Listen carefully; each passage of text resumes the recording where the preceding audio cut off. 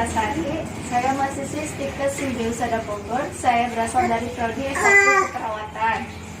Saya di sini akan melakukan penulisan atau tes pendidikan kesehatan mengenai tentang seputar penyakit diabetes mellitus.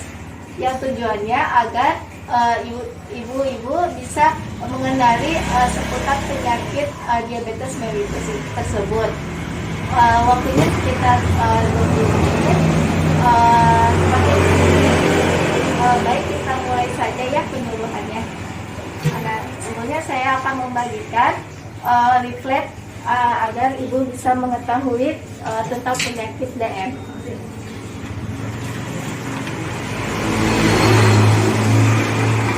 Nanti di sesi akhir ada sesi pertanyaan untuk ibu bisa menanyakan seputar penyakit DM ya. Baik, yang pertama ini yaitu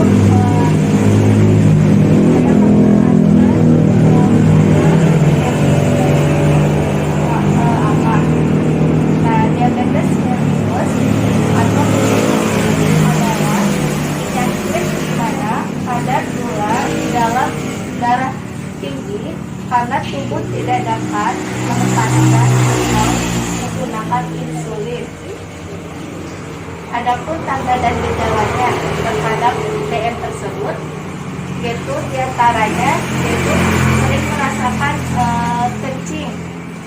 Lalu yang kedua yaitu sering merasakan haus yang berlebihan. Yang ketiga yaitu sering merasakan rasa lapar yang berlebihan. Lalu yang keempat yaitu pandangan yang menjadi kabut. Lalu yang kelima yaitu mudah merasakan lelah. Yang keenam yaitu kadar gula darahnya tinggi. Yang ketujuh yaitu luka lambat sembuh. Jadi jika ada luka prosesnya itu penyembuhannya itu lama. Yang kedelapan yaitu berat badannya turun drastis. Nah, adapun faktor resiko terhadap DM. Yang pertama yaitu faktor keturunan. Nah, faktor keturunan ini bisa dari penyakit turun temurun dari keluarga, salah satu keluarganya. Jika ada salah satu keluarganya mempunyai penyakit DM, ini bisa turun terhadap anaknya atau cucunya nanti dan seterusnya.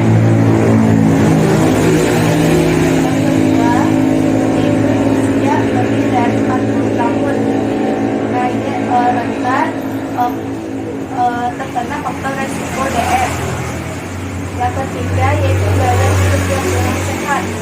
Nah, gaya hidup ini bisa dari faktor makanan, dari kurangnya berolahraga. Yang keempat yaitu kegemukan.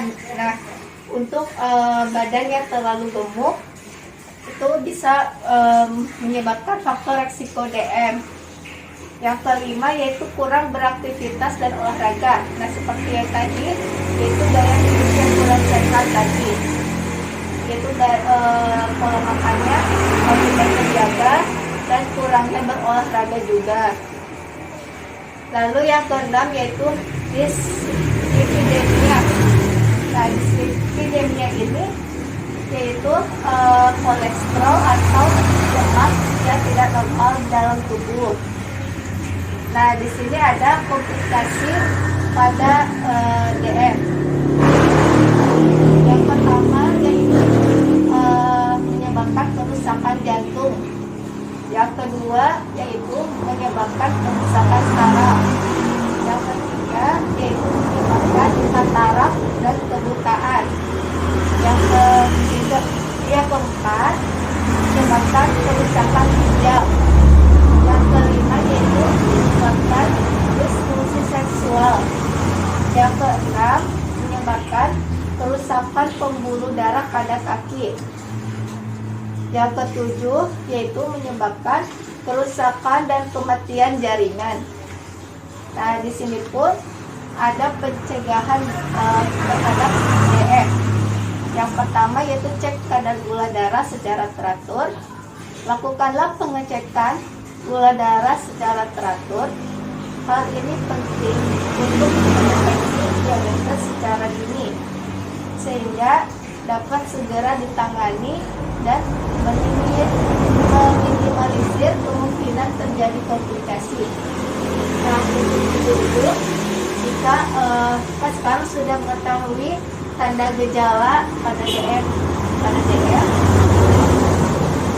itu bisa dari sekarang bisa cek ke tempat kesehatan yang terdekat, di puskesmas terdekat, untuk pengecekan kadar gula darah secara teratur agar tidak terjadi terjadinya komplikasi atau terjadinya diabetes mellitus.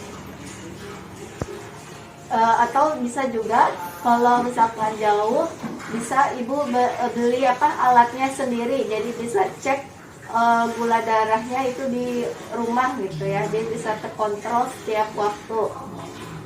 Yang kedua yaitu konsumsi makanan yang sehat dan jaga pola makan yang baik, yaitu jangan mengkonsumsi makanan yang banyak mengandung gula dan juga yang lemak dan berminyak, dan juga garam secara berlebihan itu tidak boleh. Lalu yang ketiga yaitu menjaga berat badan ideal. Nah, di sini jika ingin mengetahui berat badan ideal, di sini ada penelitian, yaitu RT sama dengan berat badan dibagi tinggi badan. Nah, jika hasilnya kurang dari 18,5, itu hasilnya BB-nya masih kurang. Lalu ada 18,5 sampai 22,9, itu BB-nya termasuk ideal. Lalu jika hasilnya lebih dari 23, itu BB-nya itu lebih.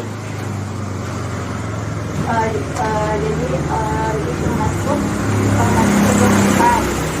Dan yang keempat yaitu latihan jasmani secara teratur, yaitu berolahraga selama 150 menit per minggu dengan latihan aerobik. Bisa aerobik sedang atau selama 90 per menit per minggu, dengan atau juga dengan latihan aerobik yang berat gitu.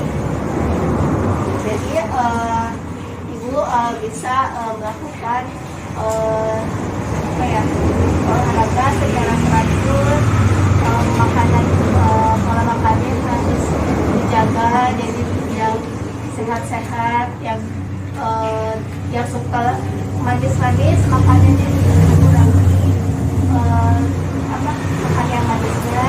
Lalu jika ada yang makannya yang suka yang asin mana itu tolong kurangi juga yang makan yang mengandung garam yang berlebih. Lalu dengan olahraga atau latihan tersebut dapat dibagi 3 sampai 4 kali per minggu. Lalu ada kriteria DN di sini, yaitu seseorang dikatakan diabetes mellitus apabila menunjukkan gejala diabetes mellitus dengan kadar gula darah random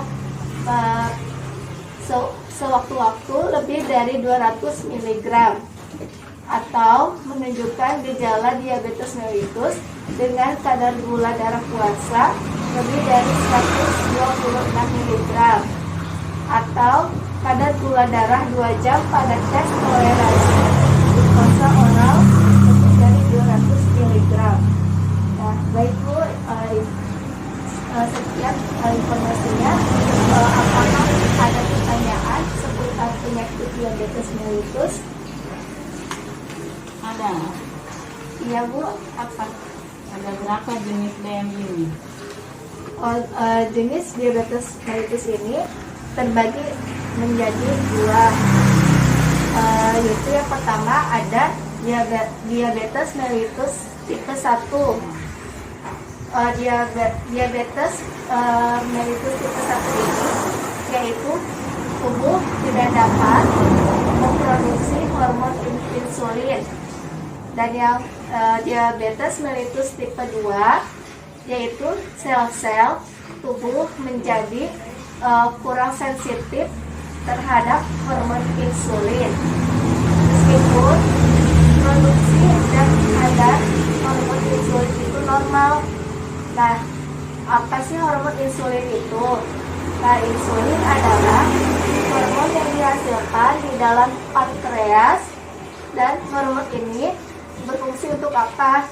Berfungsi untuk membantu sel-sel tubuh mengambil gula dari darah dan menyebabkan menjadi energi.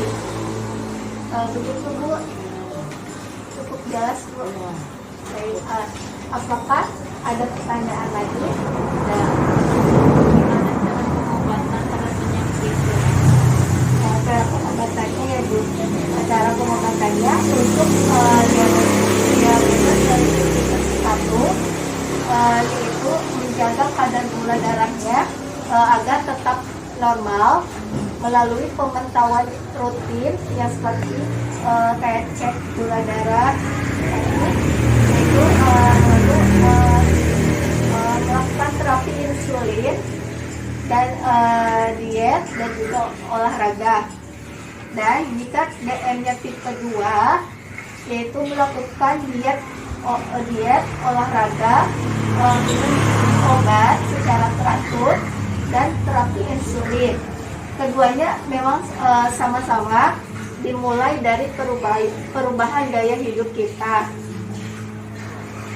Baik Bu, masih ada pertanyaan lagi? Terima kasih atas pertanyaannya.